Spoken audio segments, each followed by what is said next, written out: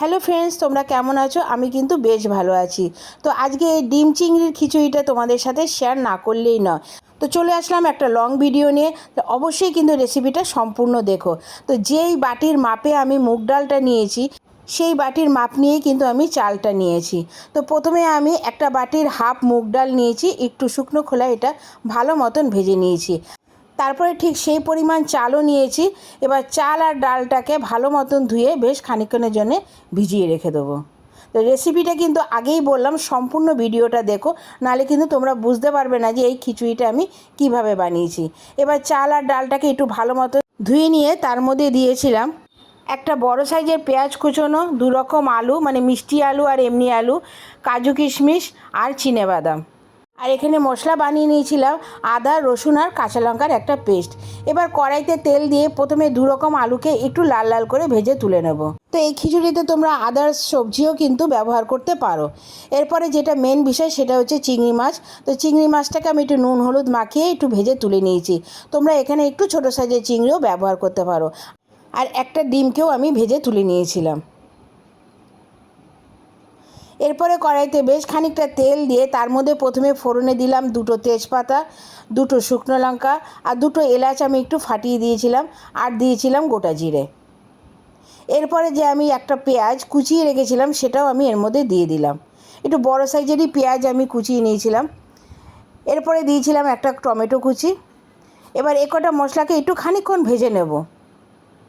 একটু লাল লাল হয়ে গেলেই আমি তার মধ্যে দিয়ে দিচ্ছি আন্দাজ মতো নুন, সামান্য হলুদ আর একটু স্বাদের জন্য মিষ্টি। আর যে মশলাটা আমি বেটে রেখেছিলাম সেটাও আমি এর মধ্যে দিয়ে দিলাম। এবার এই মশলাগুলোকে বেশ খানিকক্ষণ কষিয়ে নিতে হবে, যতক্ষণ না এটা থেকে তেল বেরিয়ে আসছে।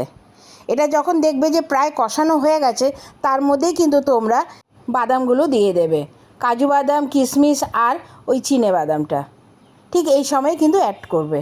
এবার বাদামের সাথেও কিন্তু মশলাগুলোকে ভালো মতন রান্না করে নিতে হবে। তো যেহেতু এটা ভিন্ন ধরনের একদম একটা রেসিপি, তো আমিও প্রথমে কোনোদিন করিনি চিংড়ি মাছ দিয়ে খিচুড়ি, কিন্তু করার পরে দেখলাম সত্যি অসাধারণ হয়েছিল খেতে। তো তোমরা বাড়িতে কিন্তু অবশ্যই একবার ট্রাই করো আর আমাকে কমেন্টস করে জানিও যে খিচুড়িটা কেমন হয়েছে। তারপরে আমি ধুয়ে রাখা চাল ডালটা আমি ওর মধ্যে দিয়ে মশলার সাথে ভালো মতন কষিয়ে নেব। আর অন্যদিকে বসিয়ে দিয়েছিলাম একটু গরম জল। ঠান্ডা জল কিন্তু তোমরা খিচুড়িতে দিও না। তো আমি গরম জলটা করেই কিন্তু আমি খিচুড়িতে দিয়েছি। আর চাল ডালের সাথে কিন্তু মশলাটাকে ভালো মতন একটু কষিয়ে নেব। যখন দেখবো ভালো মতন কষানো হয়ে গেছে, তারপরেই আমি গরম জলটা খিচুড়ির মধ্যে দিয়ে দিয়েছি।